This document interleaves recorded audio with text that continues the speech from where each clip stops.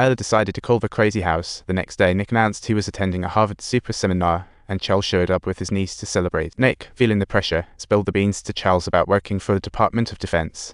He hoped Charles could dish out some advice, but before they could chat, an old classmate reminded him the seminar was about to kick off. During the seminar, Nick suddenly felt like he was the center of attention, which made him forget all about academics, and he darted for the back exit. He was stopped halfway by a bunch of folks claiming to be mental health experts wanting to chat, but Nick thought they were just Soviet spies in disguise. So, after punching one guy, Nick tried to escape, but was quickly overwhelmed by the crowd. Before he knew it, they had him pinned down and shot him up with a needle, and out he went. When he woke up again, he found himself chained up, and there was Charles nearby sans chains, of course. Nick immediately connected the dots and thought, this guy must have sold me out, but the dude claimed it was just the two of them, and the mental ward staff quickly confirmed Nick had developed a splitting headache, of the mind variety schizophrenia. Ella couldn't handle the fact that her husband had gone bonkers. She was in total panic mode, utterly flustered. Turns out, it was all just Nick's vivid imagination at work. The director chimed in, look, if you haven't been to military school, you can't possibly work for the Department of Defense. Yet Ella held onto a glimmer of hope.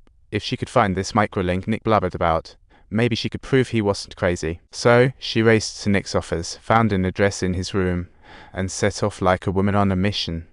In Nick's office, she stumbled upon a pile of unopened letters. Reality hit her hard. Her husband was indeed sick. She pulled the letters from her bag, thinking, these might actually be legit. Do you understand what I'm saying? Honey, you've lost it. Nick was such a loner in school that he craved friendship like it was ice cream on a hot day. But his personality and emotional IQ, let's just say they didn't help him vibe with his classmates. That's when he conjured up Charles to spill all his negative feelings to. Charles helped him find reasons to keep moving, but then his boring work life found him in still waters. So, Nick dreamed up another character, William the defense agent, wishing to be a big shot himself. Then came Nancy. Nick got love-struck and desperately wanted something to come out of it. He imagined a little girl who lost her parents, longing for some family love. Nick was unable to accept these harsh truths, his entire belief system crumbling all around him. Yet he still retained one final opportunity to prove his worth. Nick dashed back to the ward, searching for that elusive earbud. At that moment, he realized he was truly sick and decided to stop resisting the doctor's help. The terrifying aspect of mental illness lies in one's inability to differentiate between reality and fantasy, a confusion that deeply unsettles people. After a year of intense treatment, Nick finally got the golden ticket out of the loony bin. But the school had kicked him out, and he had to settle for a regular apartment with his wife. Meds told Nick's want sharp math skills, making everyday life seem like a slow-motion movie. The kiddo wailed in his arms, but Nick was motionless, leaving Ella to carry the entire household load. Luckily, Ella didn't bail on him. Instead, she became more supportive but didn't want him to fade, encouraging simple tasks like trash duty. But just as he stepped out, Ella heard Nick talking to someone else and freaked out. Oh no, not again. Just when she started to worry, she actually saw a trash collector pass by the window, giving her a brief sense of relief. That evening, Ella tried to spark some romance with Nick, but the meds had dimmed his desires.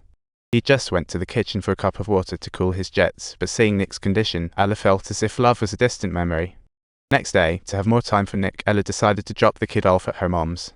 This way she could work 3 extra hours daily, but the math genius now lives off his wife losing face.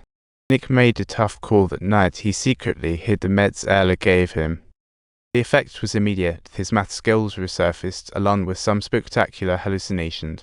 Just as he was swimming in math, he suddenly heard pebbles outside, and a figure led him into the woods. He found William, who had set up a secret lair near the apartment for him.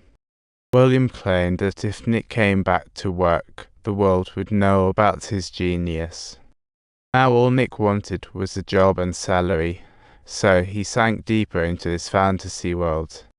Days went on like that until one day, Nick surprisingly offered to give the kid a bath, leaving Ella in disbelief. At the same time, she felt ecstatic, but while collecting the laundry, she heard some radio static coming from a nearby cabin. Following the sound, she found the lair, and the sight inside sent chills down her spine. The walls were plastered with papers and magazines, clearly showing Nick had slipped back into madness. Ella panicked and rushed home to see Nick leaving the kid in the bathtub unattended. Luckily, Ella arrived just in time to prevent a disaster. Nick claimed Charles was watching the kid. Ella completely broke down and quickly called the mental hospital for help.